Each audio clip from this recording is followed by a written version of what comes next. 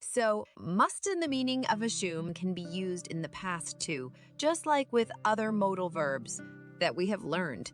You just have to add present. Perfect. So, must in the meaning of assume can be used in the past too. For example, she must have married him for his money. Meaning, I assume that she has married him for money. Hey, Bob, cops are coming.